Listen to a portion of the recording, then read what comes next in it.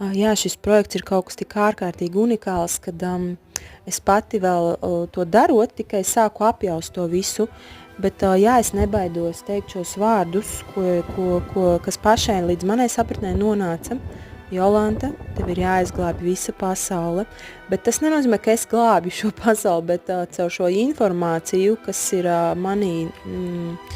izdzīvota, pieredzēta,